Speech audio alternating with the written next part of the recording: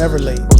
Never, ever late. You may miss windows, but you're never late. And I would hope that there's hopefulness in that message and let the reality meet that. But like if you're not late, and if you're still trying to go though, you got to keep going if you're not there. And if you are okay with the fact that you can miss opportunities and still not be late, you're okay. If you can realize that you have to do your time, and fairness is not even in your hands. The only thing you can be fair to is your execution of your own effort or compulsion. That's the only thing that's fair. You can be unfair to yourself, like the fairness, because that timing, that is the world too big. The world too big to say a good idea is supposed to come out right now. Because when is there a bad time for a good idea? You know what I'm saying? So it's just the time. You're never late.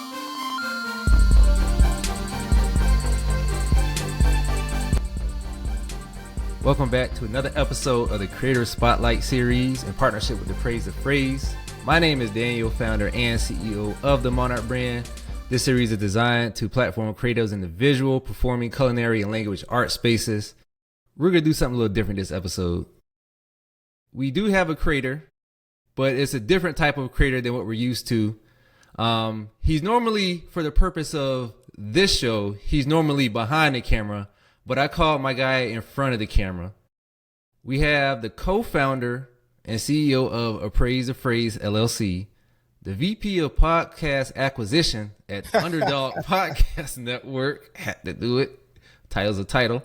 Hey, dog, I rock with you.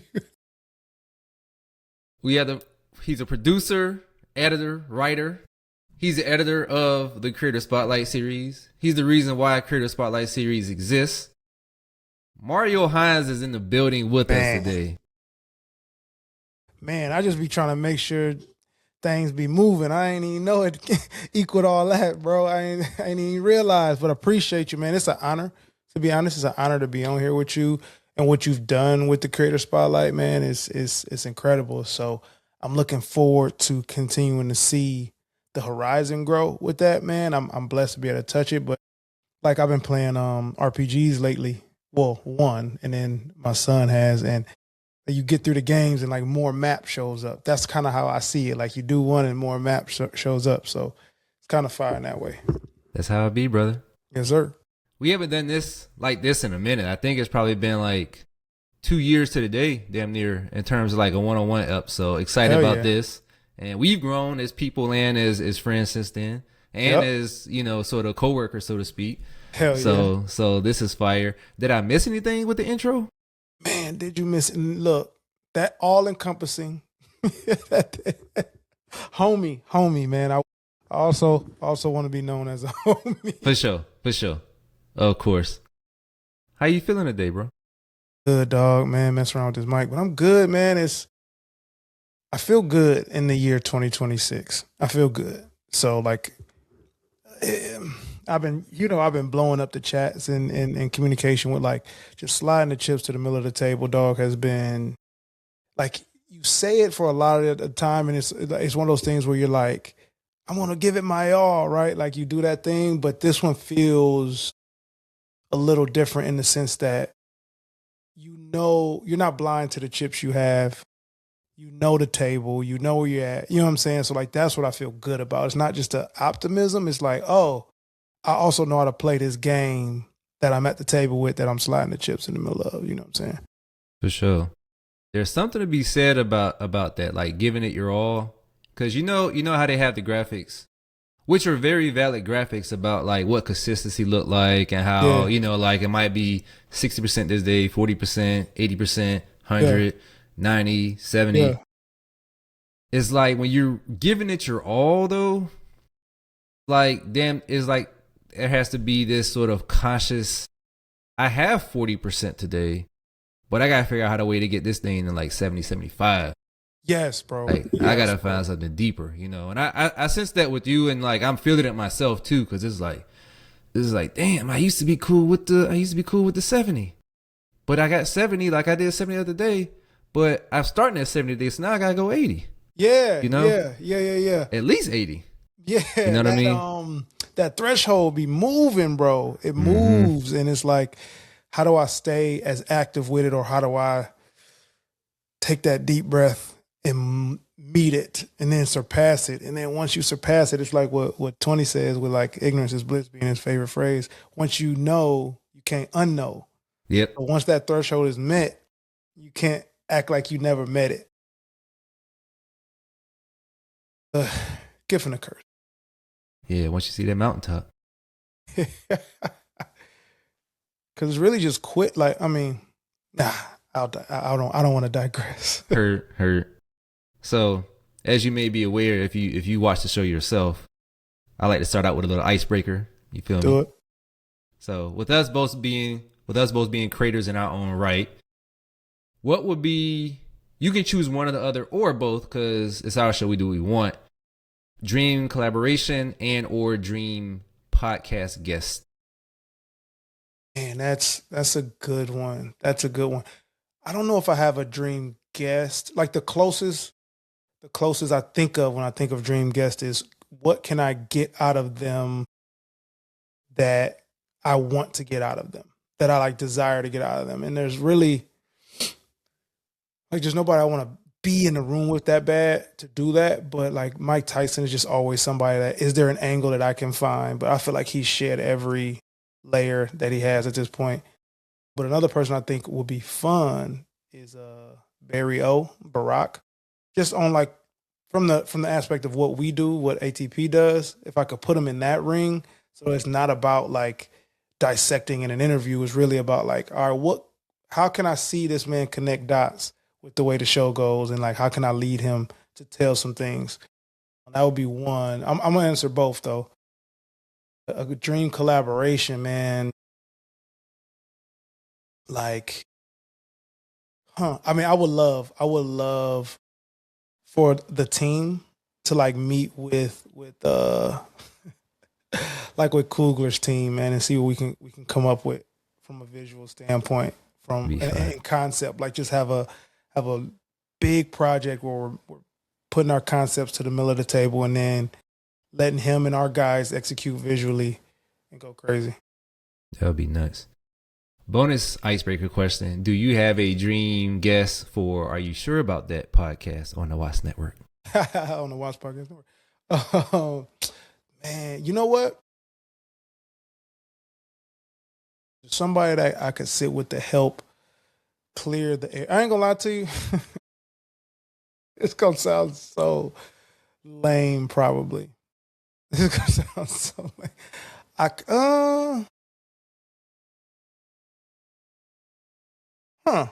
I was gonna say Jay-Z just because like I would want him to confirm and debunk a lot of things, like sincerely. He's kind of an epicenter for a lot of things that I could use the show for. But do they have to be real? Can they be a fictional character? We can do what we want. They can be fictional. Oh man, it's not that I don't know I just don't know if they're real or not. But David from the Bible is just somebody let's get you on. Are you sure about that? And I need to know. David I need had to know bars. all the things, man, from every story. I need to know. Yeah, that would actually be a good one. Yeah. I think David was real. I don't know if we could dig him up that easy, but I think he was out. I think he was out there. I think he walked among us in a respective continent. You feel me? Yeah. Mine would be. I've thrown this out there to you before. This is my first time throwing it out there to the public. I would love to do a Kyrie Irving book club. Dog, every time you mention it, it's like it's an explosive light bulb.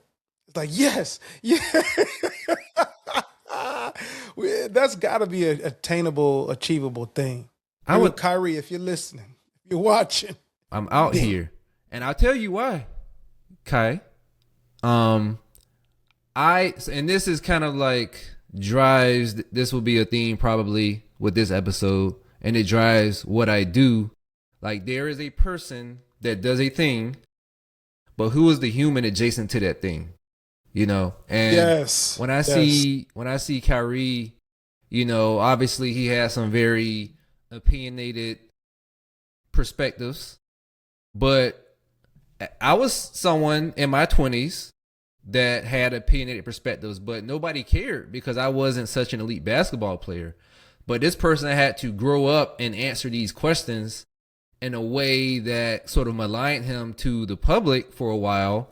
And, he since, in his 30s now, and is, being sort of an OG elder statesman, he's learned how to sort of, be a little bit more palatable and let the basketball lead.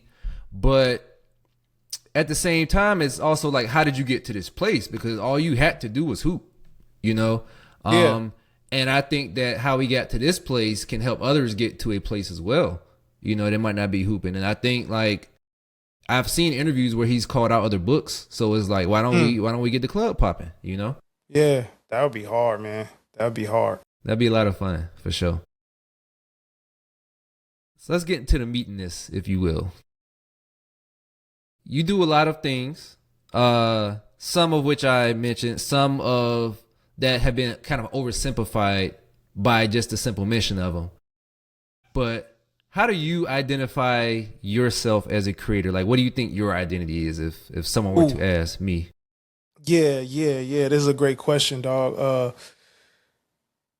Because I have this battle. I guess this is my current battle.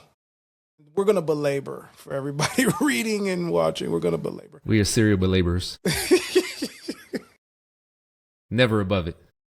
Never above. Actively have to stop myself. I'm talking about like I'm going to call out that I'm not going to belabor right now so y'all can know that instinctively I want to belabor.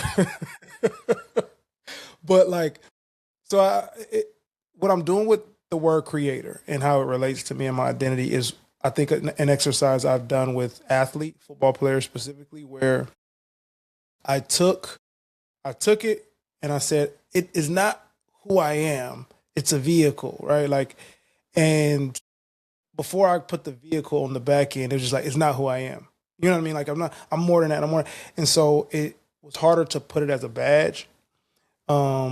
Especially once Ball was like doing his weird thing, in my early 20s. So with creator, I've caught myself wanting to do that. Like, I ain't no creator. I'm just a guy that connects creators.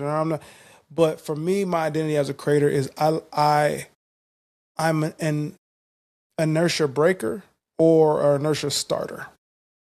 You know what I mean? Like, I can get something moving, or I can stop something and pivot it. And that is how my creative mind works. That's why I love, like, an expression of that is editing. For me, like, editing is my like hard skill and how that's expressed. But when I get into the bunker and brainstorm, like, and say, hear ideas or have an idea, the things that I need to think about to connect it start to come. And that's when I'm really like creating, so to speak. So that's how I identify my creator self as, is like inertia breaker, inertia starter, or this is cliche or maybe overdone, but an alchemist of types. I mean, I could take the pieces or take, transmute shit and turn it into something that either was always meant to be or has evolved into being. Shout out to Paulo Coelho, by the way. Hey, big dog. I follow him on IG. It's a hard follow because he is really all over the place. But a beautiful thing in the most beautiful ways. Complimentary. Yeah, for me, so I have not read the Bible in quite some time, but there are verses that stick with me. One of them was written by the son of the brother that you would like to interview. Proverbs 25. It says that the purposes of a person's heart are deep waters, but the one who has insight draws them out. And for me, I get fixated on things, and I want to shine a spotlight on what it is I'm fixated on. Like, whether it can, like, if I'm listening to music, there might be a bridge, like a 30-second bridge to a song. NERD was very good with this. There might be a 30-second bridge, and I will listen to that bridge for like 2 weeks straight. And did you hear that bridge? Like, how did y'all miss that part? Did y'all hear this song? Okay, what about the bridge though?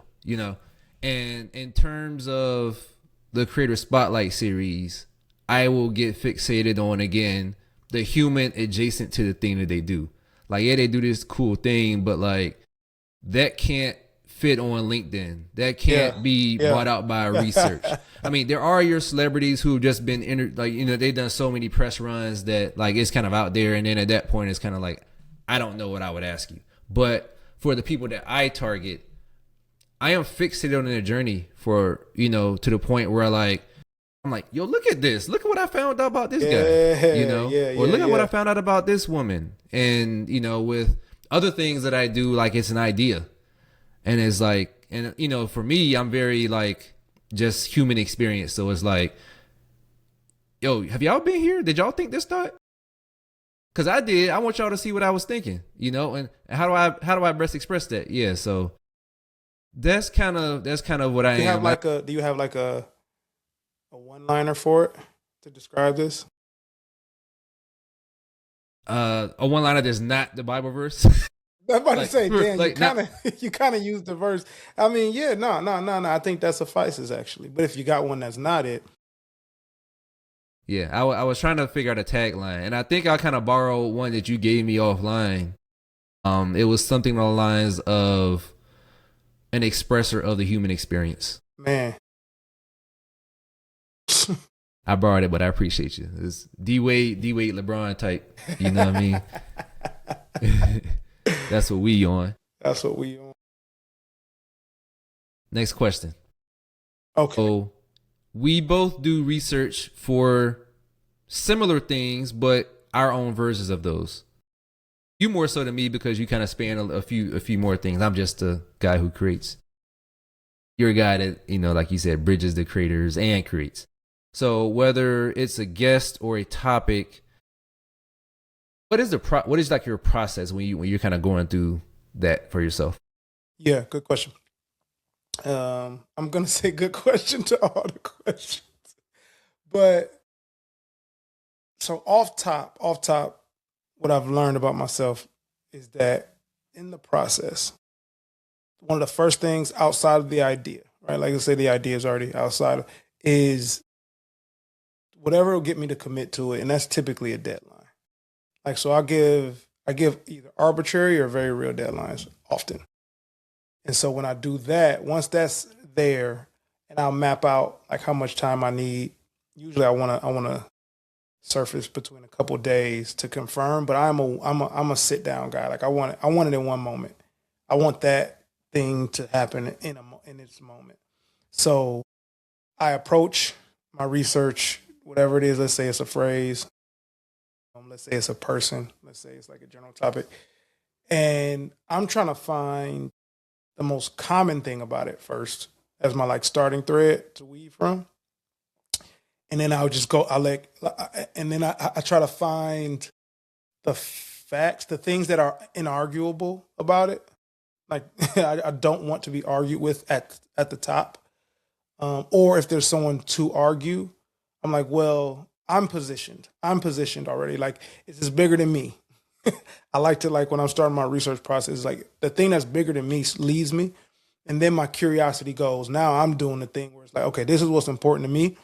One thing I do want to note though, is that I do not force a process outside of that deadline, which is why I kind of give myself a little runway because I wanted that magic to happen in the moment and leave space for when we're recording or when a thing has to be executed, that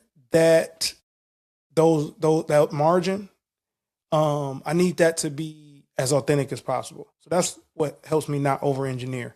Stick to whatever you're curious about in the moment, stick to whatever you find out in the moment, and then burn out or reach like satiation, like you're satisfied with that. And it took practice to learn what being satisfied was. Typically it would be too much information or too much curiosity. And then, but I also would just not do it. If I start to weave the thread and I'm just not excited about it, I won't do it. I will not do it because I felt that before, and then I've had the luxury of seeing the results of that without too much of a recoil per like viewer reaction, listener reaction. But I just know I'm like, oh, for a standard purpose, I won't do it. So That's it, man. Like I want that fact, and then curiosity is the rest of it. What's yours? So again, I go back to my general framework, and I'll stick to CSS for obvious reasons. But my general framework is, who is the human adjacent to the thing they do, and how does it intersect with the thing they do? And so it starts with my curiosity, because similar to you, like if I'm not naturally curious about the person, like it can be very difficult. So generally at a high level, it starts with like, like, who is this person? And I say that acknowledging like, celebrity culture is a thing, but there's so many people behind the scenes that you've never heard of, and their stories are just so rich and robust. And those are the ones that can actually be more relatable than the people in front of the camera, or the people that you know. And so that is never ever lost on me, and so if I like find someone on the socials, if I find someone on the interview, another interview or something like that, if I find someone on another interview and their set of questions just wasn't what I would want to know from the person, then that is my framework for that. And typically if they've already done an interview, then their information is out there. But if it's like just cold research, first of all, like if you have a handle, that may not have your whole name in it. What is your whole name? Like sometimes I got to start with that, Yeah. So it's like, what is your bio? What is the link in bio, the link tree, whatever? What is that giving me? And if you don't have anything, then I just got to Google you and see what Google brings up. So like if it connects me to your LinkedIn somehow, like, your job title, like I just start that thread. Like I kind of breadcrumb myself a little bit, because if it starts with that, then I can find the next thing. And if I find like your LinkedIn, then it's like, okay, this is what this person has done. Oh, that's an interesting transition. But they were out of work for X amount of time, or something like that. So like, and then like I'll go through like an actual post or actual tweet. Like I like organize my browsers into like by podcast and then by person. Mm-hmm. So like if they tweet something that I'm like, then like not saving it is not enough. Like I'm adding that as a bookmark under their file. Like I'm now adding to that file folder. Yes. Or if they, something on their IG or something, like I'm saving that post, but I'm not like liking it or screenshotting. I'm just like, boom, saving it to the, to the folder. Yeah. And I'm just using that to like anything that my brain naturally prompts. Like I'm putting together their story chronologically, and I'm like, what do you mean by that? How did you do that? Yeah. And then obviously like the questions come from the questions, but I do all that because especially lately, these past few, a lot of it has been cold outreach. And so I have to come with something that will make these people be incentivized to want to talk to me in particular. So this is just what I do to put together the package to say, hey, I would like to interview you. And if we do interview you, I'll let you control the narrative, but this is what I want to talk about. And there has not been a time up to this point where like if the interest is never a matter of like, I don't like the questions you're asking me. It's just a matter of like, I don't have the time, or not yet, or like no response. But the questions, I have to come in with that DD first. Yeah. That's hard.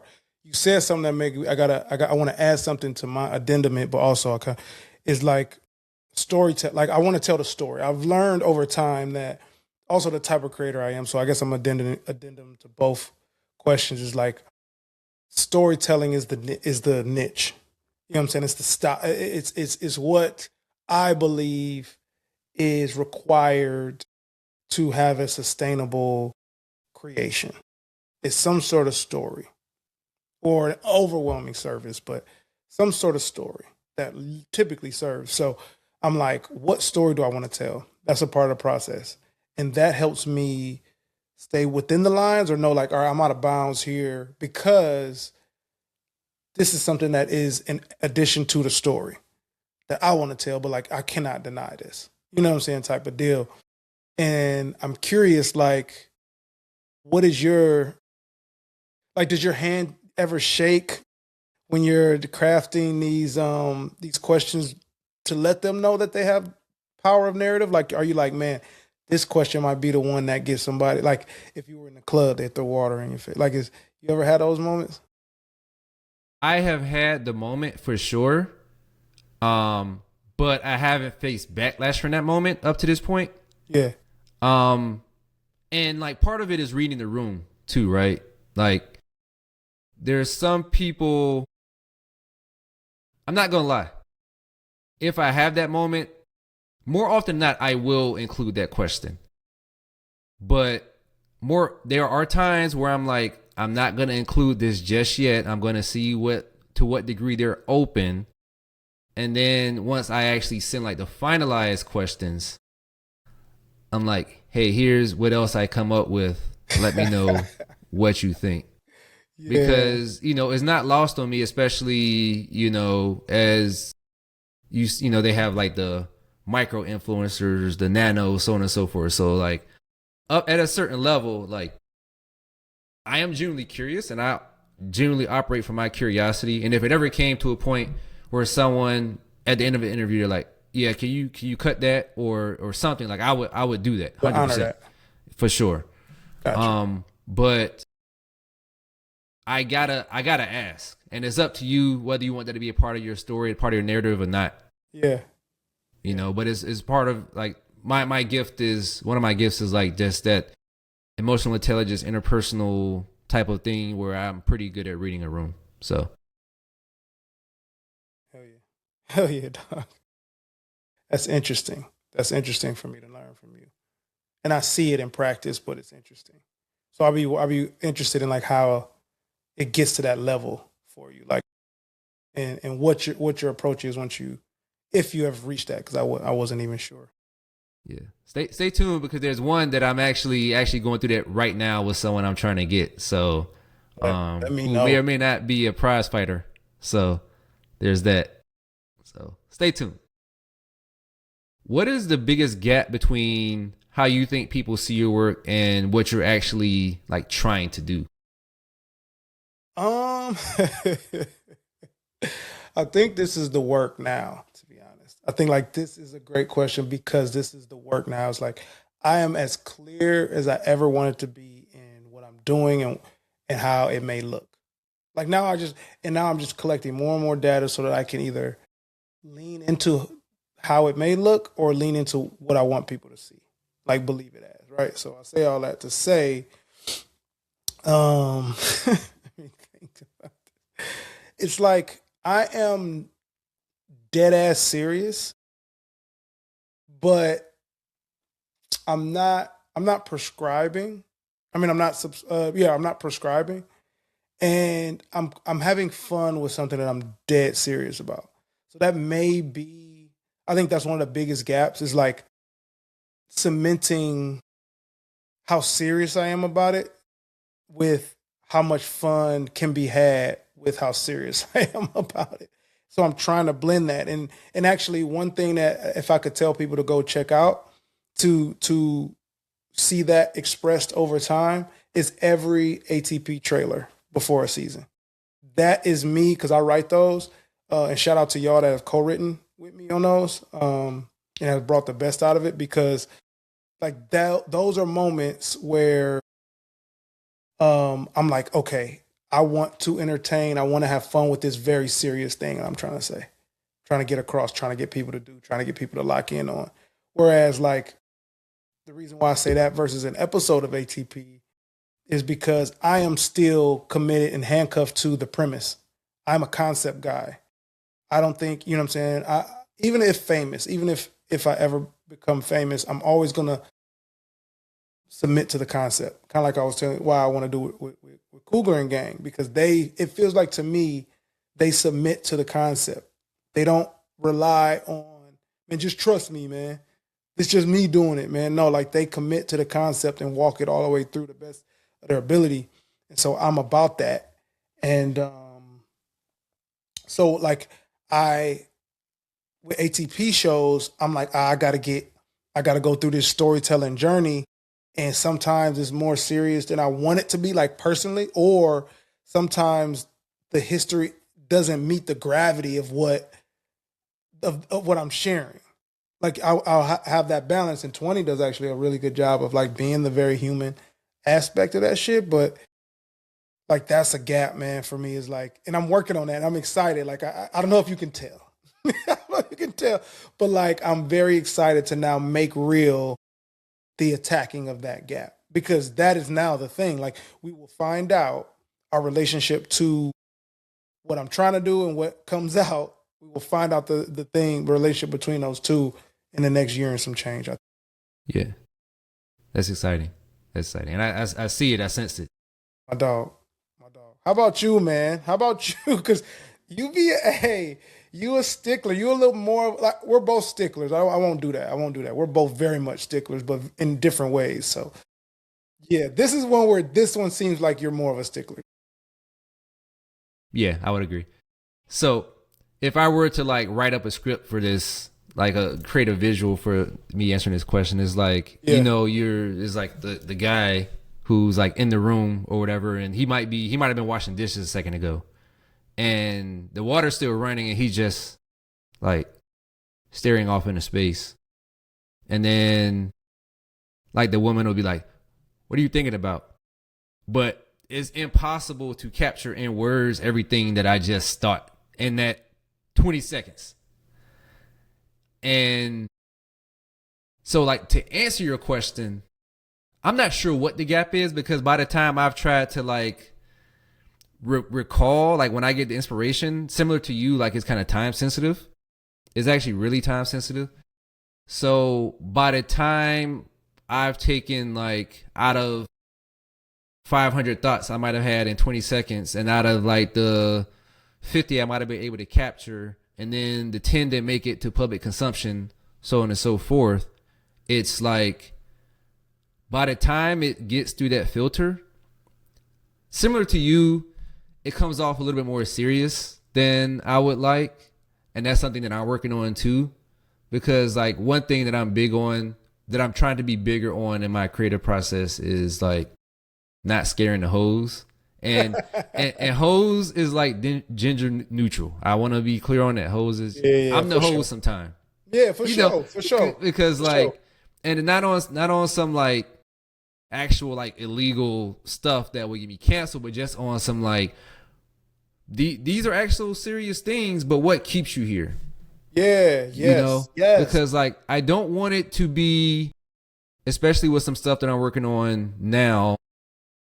I don't want it to be, what's that movie with the wrestling family that came out? Oh man, the sad one? Yes. That was a good movie, but who wants to watch that again? Right. Replay value, like level of yeah. And so, that's kind of my gap where it's like I actually don't take, there's very few things that I take serious, but I think about a lot of serious stuff from an unserious lens. And so it's hard to like bridge that gap. So I don't know how wide that gap is either. Oh, okay. So that's interesting. Like I'm kind of aware of the gap, maybe because of volume, right? Like volume. I'm like, oh, okay. This is, and I'm getting like feedback. I get feedback based on like the certain level metrics, right? It's just, do you feel like to identify the gap or to close the gap, or if there's a desire, implying that there's a desire, assuming that there's a desire, like do you believe that you need outside or external support, influence, help to achieve that gap, or are you thinking like this is a thing that you will learn? I think both, to be honest. Like I think about anyone who has wanted to improve their craft, and you got a hooper will bring in a skills coach in the summer. It's not always about watching tape. Like you can only watch but so much tape, but it's about the people that you have around you. Yeah. And one thing I've been trying to do this year in general is to like say more. And so that is both with like complimentary, with feedback, whether it's just standing on something, but also like, hey, I have this idea. Like, does this make sense? Like, how does this come off to you? because I don't want to be like, I have been conscious over the past 2 years about consuming less, but I don't want to be so deep into my echo chamber that I just have this thing that's probably good, but nobody wants to hear again, or nobody wants to finish or anything. Yeah. So I think it's definitely both. And I'm trying to, it is actually a practice for me to get out of my head and like say the thing that I need, because I also don't want to like bother people either.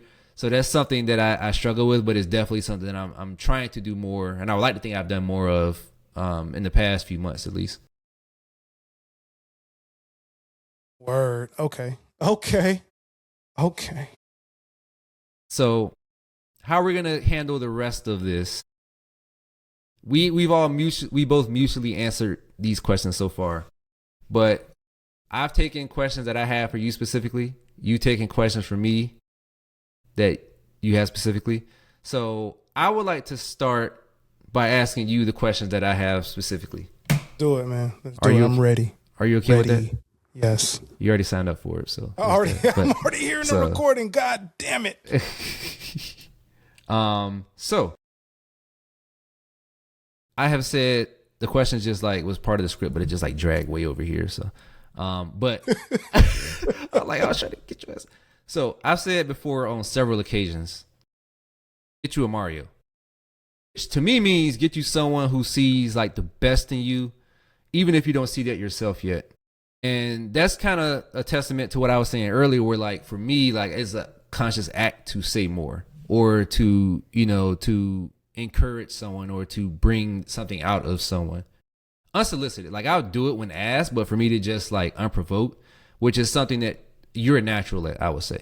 Thank you. So I would ask, what is it about you that answers that internal call to see that in people, and then continue to do that? Because continuing is another thing, because I know you long enough to know that you have dealt with people where it has not panned out the way you have liked. Which is not necessarily a bad thing, but like I can imagine with someone who I did this work to do this, and for it to not be followed through on or whatever. Yeah. So man,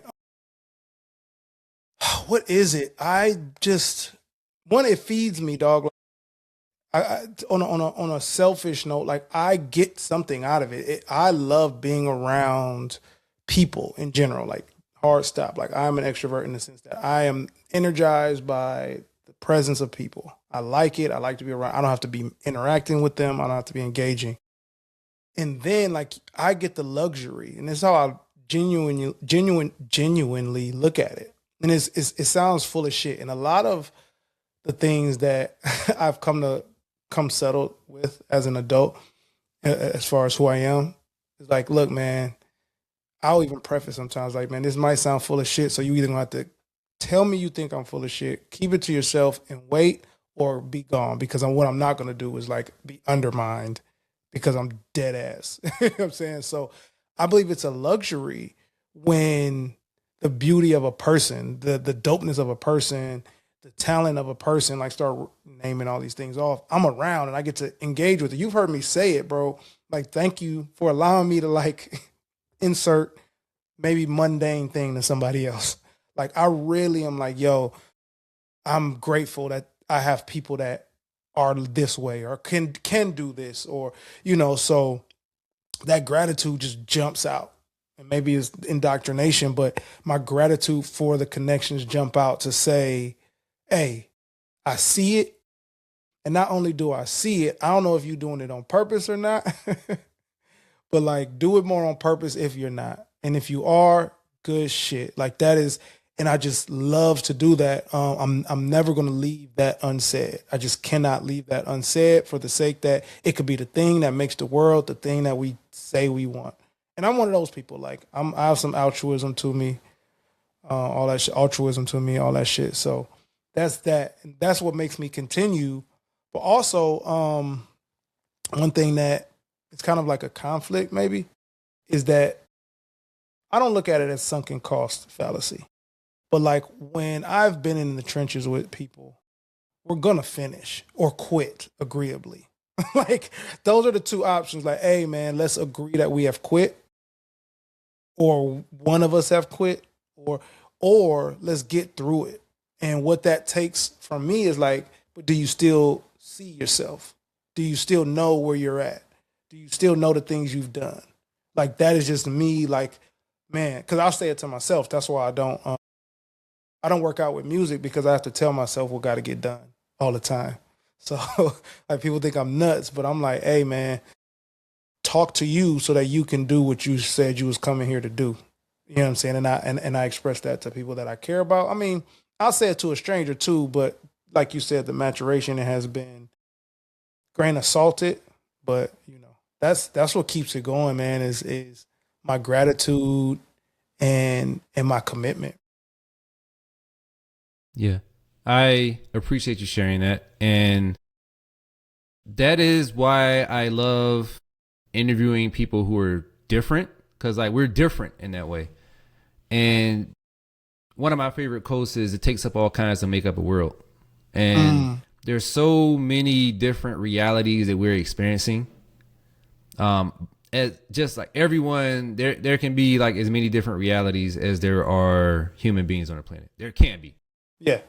And so for you to express that, there's probably like some me's that are hearing this like, oh, that makes sense. Like, I couldn't see that for myself, but it makes sense.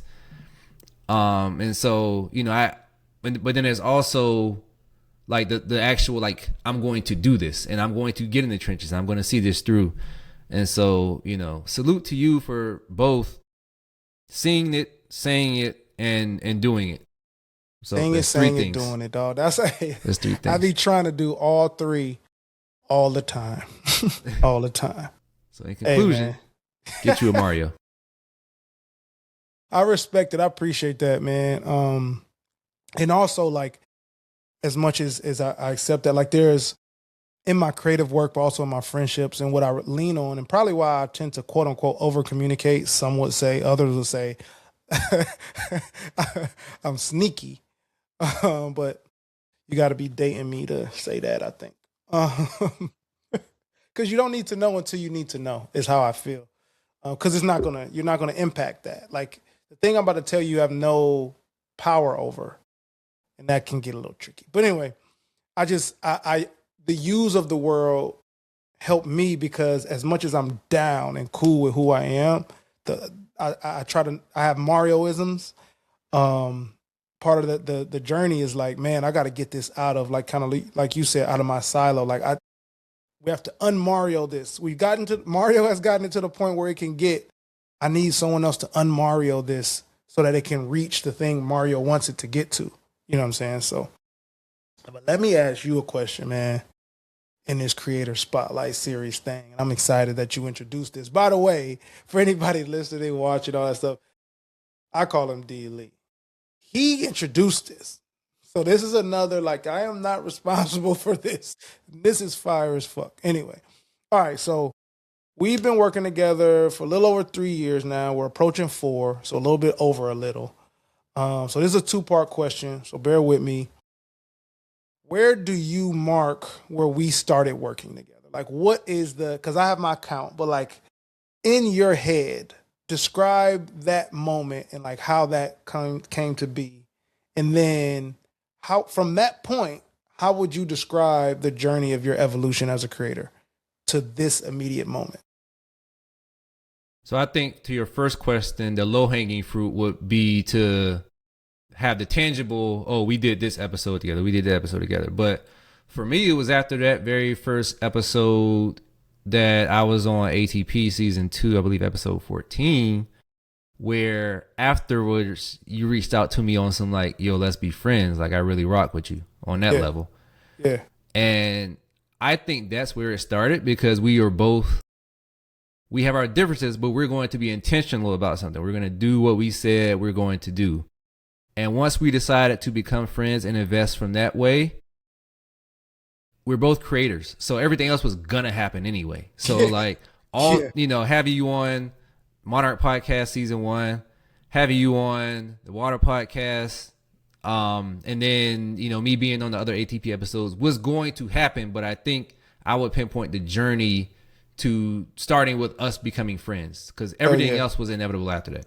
Hell yeah, that's fire. Okay, is that how you see that? That's good to know. Yeah. I mean, pretty much the minute, and you know what I'm trying to recollect better that I haven't, and like I really want to, is like the energy of that. Cause I think it's blossomed in such a way, bro, in such a real tangible, like we actually have real countable markers, maybe because of how the proximity and all that stuff. So like we know when we are being intentional, we know it. That like, I'm trying to remember when we were exchanging that, like, yeah, let's I fuck with you too type of deal. Like what that felt like in the moment, because it has blossomed so smoothly that I almost forget how it sprang so fast and so smoothly. You know what I'm saying? Like I'm trying to sit with that a little more. I don't know if you have it, but I'm trying to sit with that a little more. To be real, it's because with us being intentional, it was very yes or no, and we just kept saying yes. You know, like we live in a world where it's like, hey, are you free 3 weekends from now? And then like you don't hear back from that person, and then like maybe you hear back from them again. Or it's like hey, let's be friends. Like, okay, yeah, that sounds good. And then like that person doesn't actually contribute or something like that. So in a world where there's an alternate universe that exists where like that person might have said, yes, I'm free. And then boom, plan made. Boom, they get together. Boom, next one. We're just the alternate universe where we just kept saying yes and meant it. I think it was that simple, to be honest. Yeah, no, it makes sense. It tracks. And now like to the point where like the yeses are subconscious, it really is like we're only fighting the elements at this point, which is kind of, it's cool. It's like, oh, that's friendship. Like the only thing you're really fighting is like lives happening. Yeah. But like exactly. We have agreed to do what friends do. Correct. Shit hard. And we have re-agreed, you know, as we've gotten into our own creative things and established the terms and conditions of that too. So very cool. Answer to your second question about the journey of my evolution as a creator from then. In 2022, I was still, you know, it's kind of the backtrack. I started with like podcasting in general with the boxing pod I was on in 2020, where I never envisioned myself being a podcaster or anything in front of a mic before that point. Didn't really care for my voice. At that time, my teeth were kind of fucked up. That's subjective, but to me, they were fucked up in a way where I wouldn't even talk the way I do now, you know, back then. And so like there wasn't a lot of confidence. It was just sort of like I was out more green. And then I would actually say being on ATP and seeing what you guys had with the video and with like the production element, it's just like I'm always trying to get better. That was one thing about me when I was doing the boxing pod. Like I was like, I gotta pronounce these Eastern European last names correctly. Let me start practicing, you know, or like I gotta sharpen my editing. We need artwork. We need music, you know? And so part of it came from like just natural growth of that, but then also being inspired. And then, so I started adding video to my own. I took voice lessons in 2023. I got a Invisalign in 2023. Both of those kind of went in tandem to help. You know, I've been finding these other ways to optimize. So I would say that like in general, I'm kind of in between Tyler. So Tyler, the creator, did this interview. I think it was the one with Gerard Carmichael, like the Flower Boy conversation, where he was in between Cherry Bomb and Flower Boy, and like Cherry Bomb wasn't like super acclaimed, and he got backlash from it, which I actually enjoyed the album, but the backlash that he got forced him to ask like, what is a chorus? What is a hook? What is a structure? He had to like reteach himself how to write songs because they weren't landing. Like there was a gap between who he was in his head, you know, what he heard in his head, and you know what the public got. And so he was studying pop. You know, he doesn't like clubs, but he went to clubs to see what people reacted to. He wrote songs for other people. Like one thing I thought was cool was some of the songs on Flower Boy, he wrote songs for other people to sharpen his pen, first of all.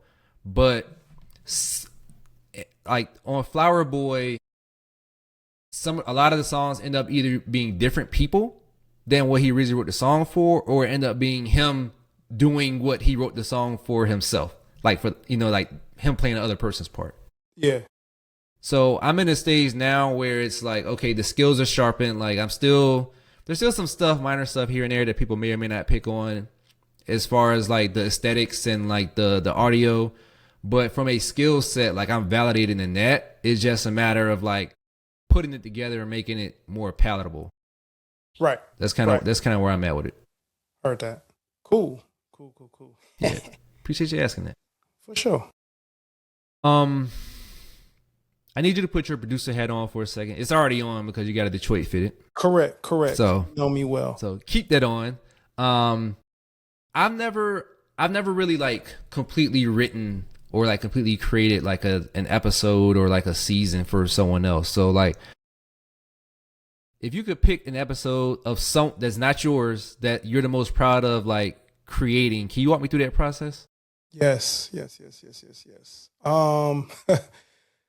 Well, shout out to the Tyler comparison and that information, because that is what has helped. I've written for different shows of different genres, man, and it has sharpened the pen. It will.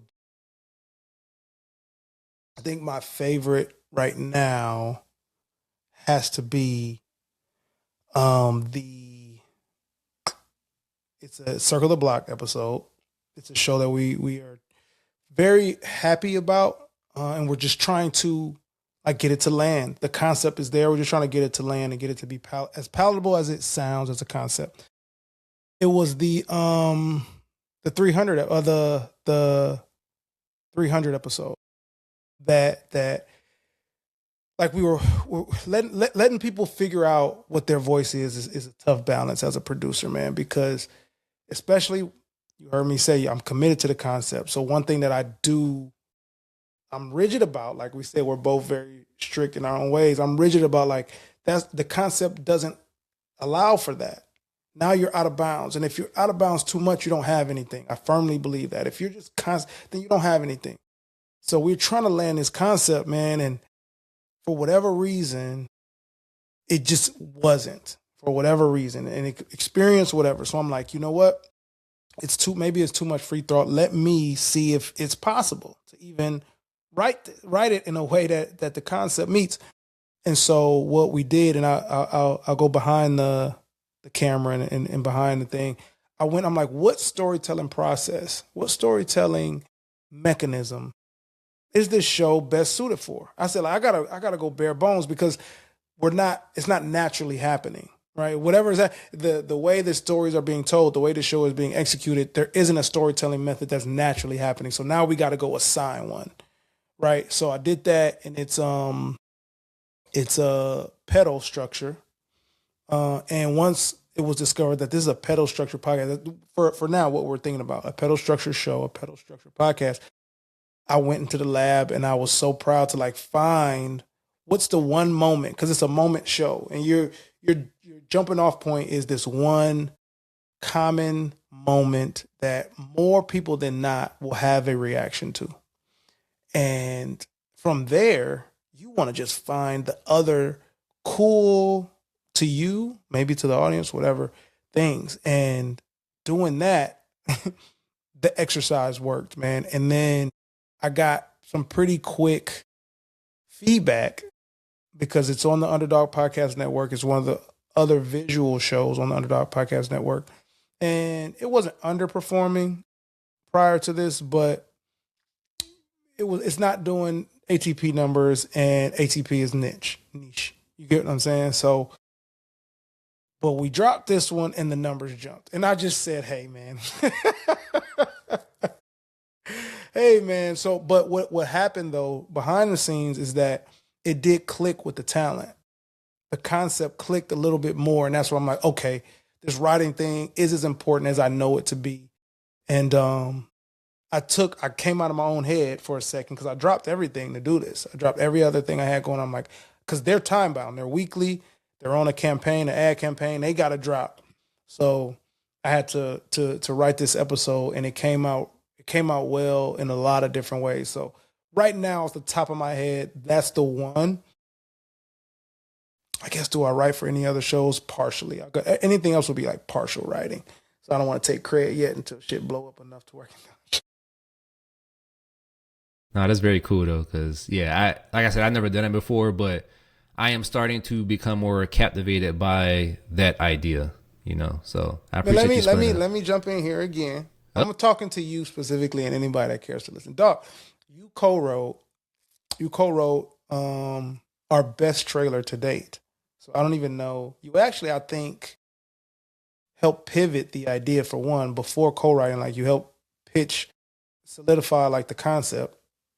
was that Season the season 4 one? season 4. Uh, Yeah, that shit went crazy, dog. you, That shit went crazy. it turned out very beautiful, and I guess I appreciate you giving me credit for that. 'Cause I guess like I had this grandiose idea of what it feels like and what it looks like, and that is part of it. So, Yeah.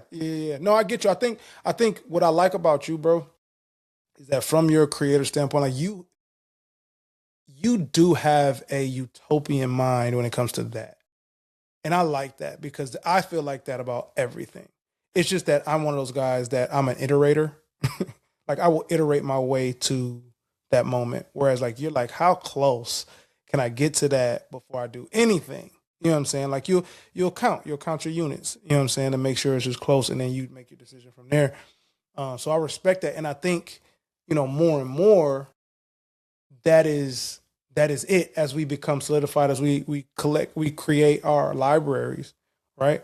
As a unit individually, it's like, all right, man, I'm gonna make sure that it is as close to absolute vision as possible. So I respect it. That's why I get it. But I'm not gonna let you go without being included. You're in the credit. I mean, yeah, you're not wrong. You're not wrong. I think that's on one of my dumps on IG too. So yeah, you're Hell absolutely yeah. correct. Hell yeah. Yeah, get your Mario part 2. My dog. All right, here we go. Here we go. So I feel like you share pieces of your thought process and your approach to executing your thoughts. Like you share that, I think, in pieces is how I would take it. Mainly because I think now I know a little more. You shared that in a 20-second time span, you have 1,000 thoughts. So like, how much could you know what I'm saying? It does feel like pieces, but that's me synthesizing. Like I've synthesized those moments, but share your philosophy. Like, what is your philosophy? I know that's loaded, but like, what is your general creator's philosophy? Mm. I'll speak more so specifically to CSS because in a way it kind of bleeds into it across the board. But a lot of mine is selfish also, like in the sense that like I just have this compulsion that just won't like go away. And so in a lot of cases it's for me, and sometimes I'll be wanting friends. I'm like after the pod, like, hey, can we be friends? So but like for those who know me for a minute, and you for sure, like I work very hard to meet myself at a very deep level. And on top of that, to continue to expand, we talked about what it looks like to kind of give our all to something. So like, self-actualization, that's what I'm on.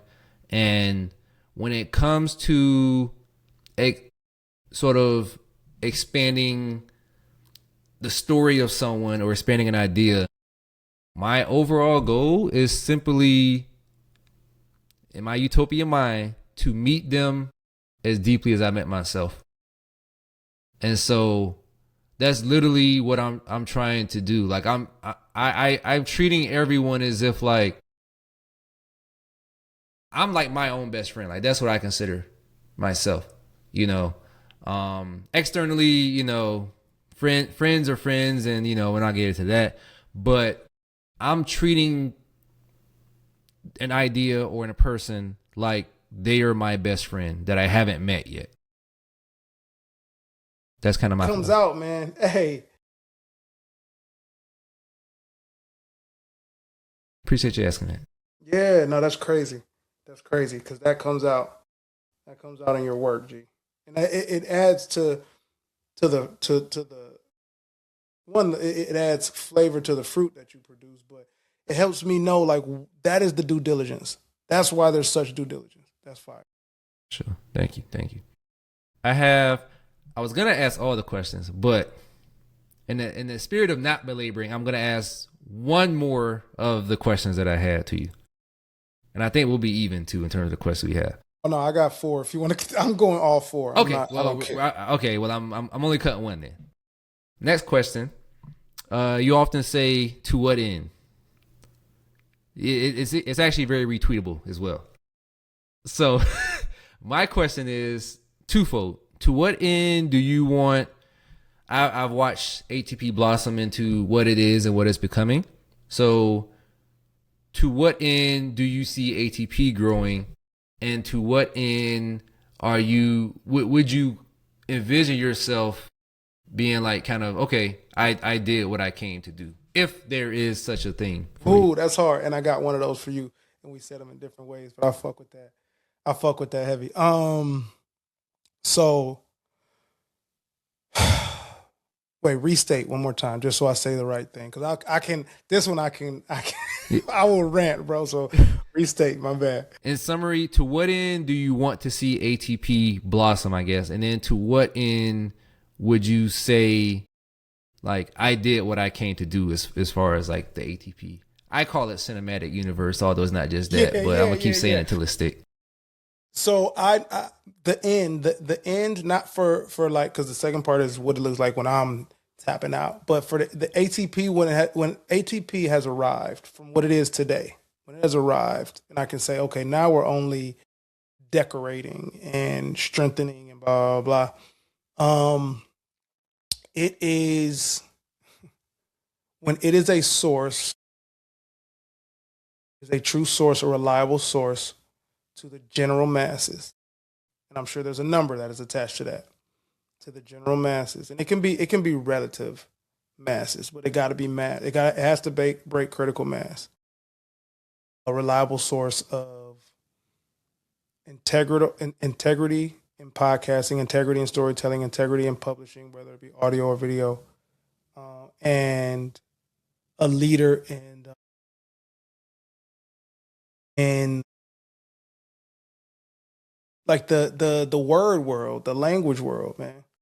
Like I want that to be so, for lack of a better term, it might sound lame, dog, but I gotta be real. Like it gotta be so clouded. The name gotta be so clouded when it comes to like, hey man, they don't just like, you think of a phrase, you know, dictionary.com ATP.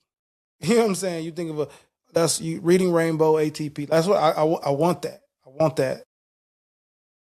Yeah, yeah. And then as far as like our contribution without being seen is you know that if you come rock with the ATP show from a production standpoint, from any level of creation from behind the scenes, that it will be a standard bearer to the point where you're like the way it don't have to be A24 levels. I'm not saying like that level of success, but that level of integrity, that level of impact when you hear relative. Kind of like I shout out your work here, like Najee's name ring bells where he sits, dog. You know what I'm saying? In the genres he sits. That's what I mean. Stuff like that. Where it's like, all right, if I say that in a room, you don't have a follow up. You know that's gonna get done the way it should get done. As far as me, I think me and 20 have these conversations randomly, and they pop up, and it's like, what is it? We actually don't have a number. We don't have like a sellout number for sure, but I think for me, it's when a combination of when I'm physically tired, when the former is achieved, and I'm tired, and Rue, my son, recognizes what it is. Those will be the ones. I like that. Yeah, that's when I'll know, like, oh, I've ended it, and I'm either extending my stay. For sure. All right, man. Let's see.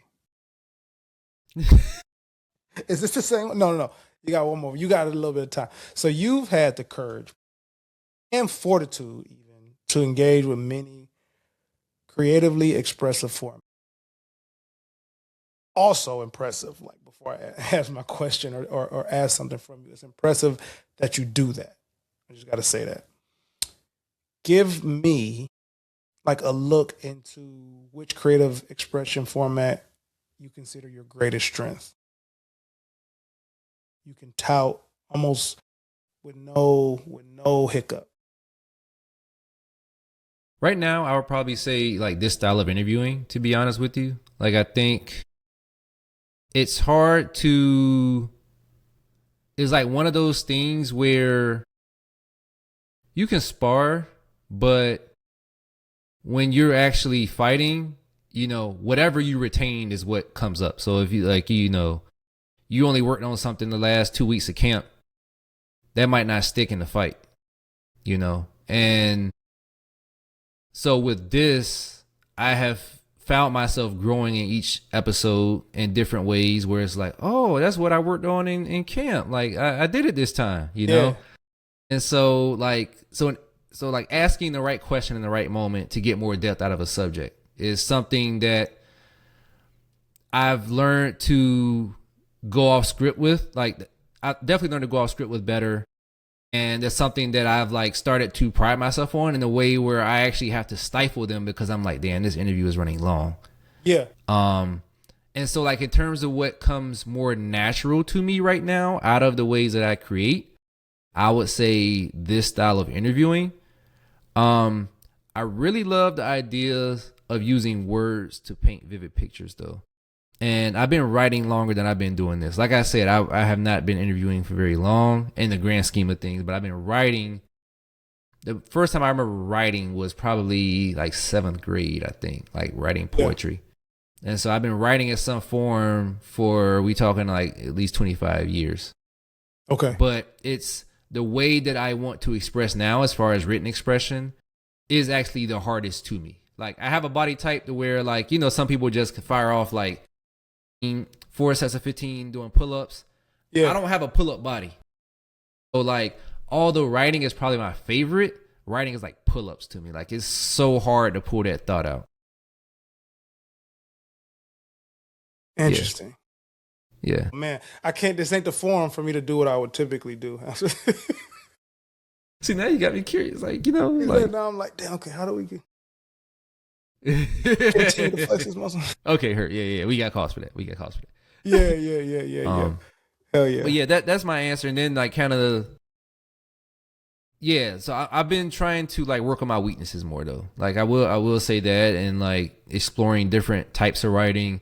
I've been a lot more captivated by like television writing, not to, I'm going to say not to date this episode, but I'm going to date it by saying what I'm going to say anyway. But like, as of this recording, Industry is about halfway through season 4, and Night of the Seven Kingdoms is about halfway through their season. And the way stuff is written and reading about stuff after the fact is like, wow, that's how I would love to write. So like, I do want to figure out, maybe if I'm compelled long enough, if the compulsion lasts, then I would love to figure out how to marry things. That's probably where you was going with it, but just to piggyback on your not fully expressed thought. But yeah. Hell yeah. No. Yeah, I got I mean, that's another thing. I got I be having plans for people, man.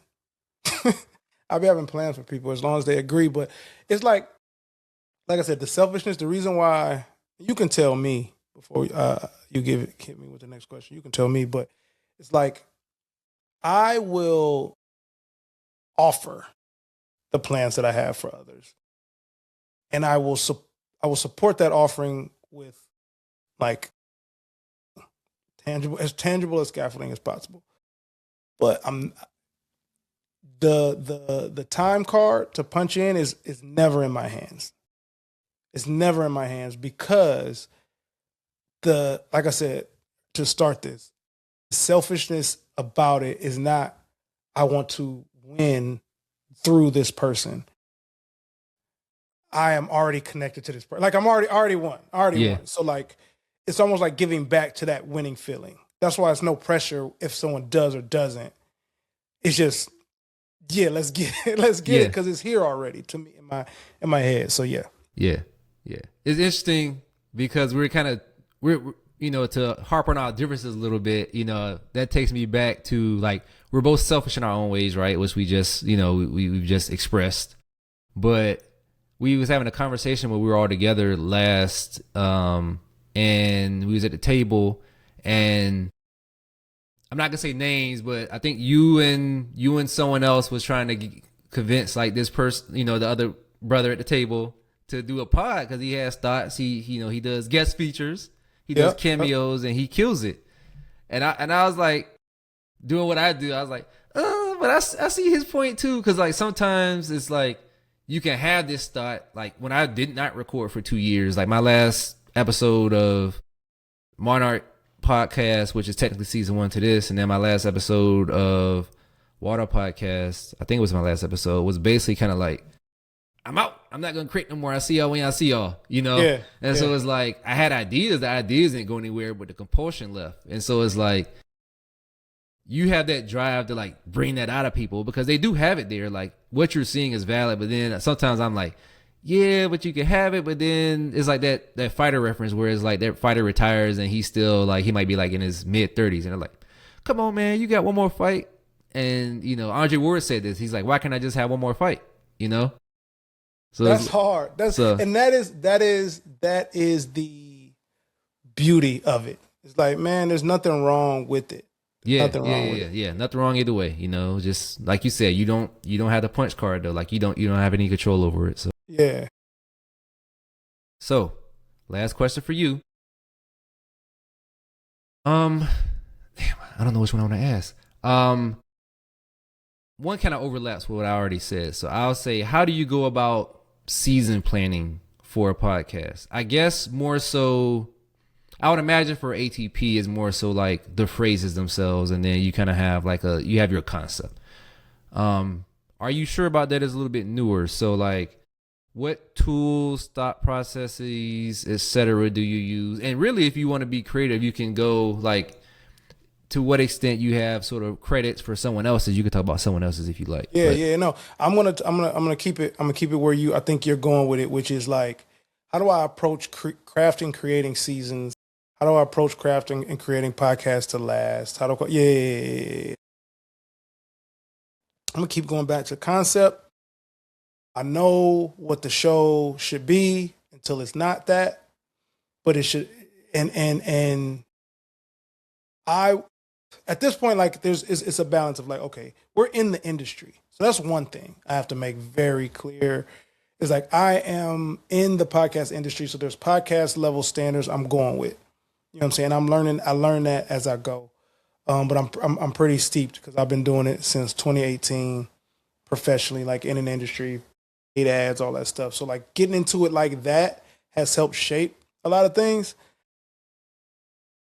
And it's like, right now, what are you sure about that? Which is a good one to bring up for detail is this is like feedback time. It's execution and feedback. So you're not really knowing, right, what you've put out, and you're not really knowing what you've put out will do. You know what I'm saying? That there's a for that type of show, you're like, okay, what story are you trying to tell based off this concept? The concept, are you sure about that, is either affirming or debunking general narratives from the lens of like who me and my co-star, Black men in America. You know what I'm saying? So I'm not trying to get it understood for everybody. Like there's general facts, but this is how I see it and this is how he see it, because this is how the life we've lived, right? So if that's the general concept, what does that best? And can I do that again and again and again and again and again and again without a huge drop off? And I guess one thing that maybe you're fishing for, so I'll give it, is there a place where that can be super heightened, your super episodes? Because that is one thing I'll count on the back end. On ATP, there's phrases that are like, that's a super episode. You're not doing those. Maybe do 2 or 3 of those a year. You know what I'm saying? A season, like where it's like, this one should, now they don't always land, but this one should be a common denominator.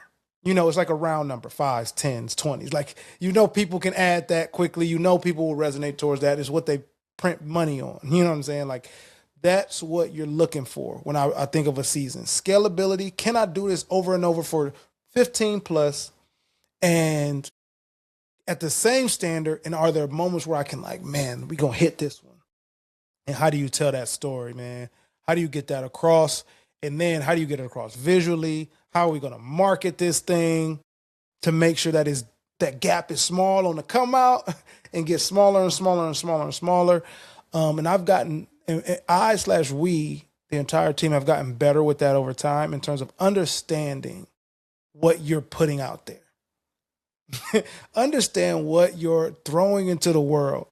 None of us, even though, you know what I'm saying, we have different versions of our personalities, none of us are starving to be recorded and published. You know what I'm saying? Like we have our personal, you want to get people to have depth and share a thought. Like, yes, that is your compulsion, but you're not like, man, I need 10,000K right, no matter what. I need to be seen daily on the internet. Like, none of us are like that, man. So we have used that and understand that the industry we signed ourselves up for to say, man, what are we offering? Like, for real, what is it that we're putting out? And so that's the season. Like, what you about to put out for many times at a high level with dips and valleys, and then sometimes like that punch. Like, do you have punchable moments? This ain't going. That's how you kind of know. Like, this ain't going to be nothing for real, but let's get through it. Or this is something that could be really big. You know what I mean? Like, Underdog has taught me that. Man, just do it. But this one's probably like has a ceiling right here, right now. Yeah. Hopefully that answers that. No, definitely. All right, got one for you. It's kind of similar to the one you asked me. What does it look like when I call you D. Lee? When the D. Lee creative experiment, for lack of better words, when that's over, how does it look? What does that look like? And how do you feel once that's complete? I'll answer this the best I can. So as far as like output, a few ideas that I floated in my head and to you to some degree is like I thought about a book or books, documentary, essays, TV maybe. Like I've actually been trying to distance myself from kind of the typical podcast format. Because it's just, yeah, like I understand its necessity and it's kind of low hanging fruit, but I also like don't know what I don't know, and my production budget is what it is, you know. So, but I have the idea, like I bring up those tangible outputs because the end game is pretty much like to see where my compulsions take me, so I can understand where I am creatively. You know, like professionally, I can be measured by the certs, by the projects, by the salary, whatever. Creatively, the measuring stick is like, who am I with these ideas out there? Like, you don't know who I am yet, but once I get those ideas out there, then who am I? You know, we talked about this before. Like, am I real hip hop? Like, am I little brother? Am I Currency? Am I Bodie James? Am I Push? Am I Kendrick? Like, who am I? You know what I mean? And so, like, until that question is answered for me, I don't think there's a wrong answer to the question. I just think the question needs to be asked, and it's not a question that is actually going to be asked, but it's a question that will probably be based on where my compulsions take me. So, like, how I feel, like I ride that wave, you know, the compulsion wave, and then once that leaves, like I'm also kind of free, you know, like honestly, the ideal version of me is my real utopia. Like the creative stuff is cool, but my utopia is lived experience, you know, like the 2 years that I was not creating was actually like ideal. And like deleting my IGs for as long as I did, deleting my social, like deactivate my Twitter, and then waiting for the 29th day to where like if I don't reactivate it on the 30th day, then it's gone. So like, all right, I'll bring it back. Like that is ideal for me. Like I'm kind of at the point where, you know, I'm kind of mentally like in my heart of hearts ready to kind of like fall back, but I got these ideas, bro. Yeah. So here we are. We move. That's interesting. I wonder, to me, it sounds like I don't know if you want to blend them. Never mind. That's me. That's probably a projection. I'll withhold. No, I'm not sure. No. We had the tail end. I guess it's a form. No, this is a form. No, it's just like with the lived experiences, if you were be able to create purely from clearer, I don't want to say response, but like, yeah. Yeah, concur. Yeah. I mean, that could very well be the loop. You know, like the 2 years, one could argue the 2 years was lived experience. And then I got these ideas and they plagued me until I started creating again. Exactly. So they are again. What you express is not invalid by any means. My dog.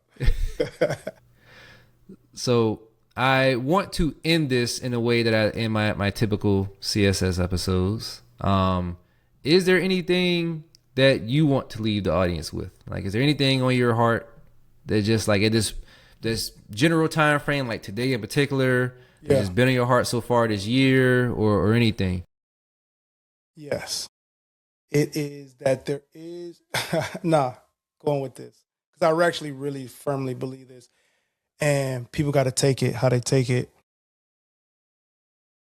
You're never late. You're never ever late. You may miss windows, but you're never late.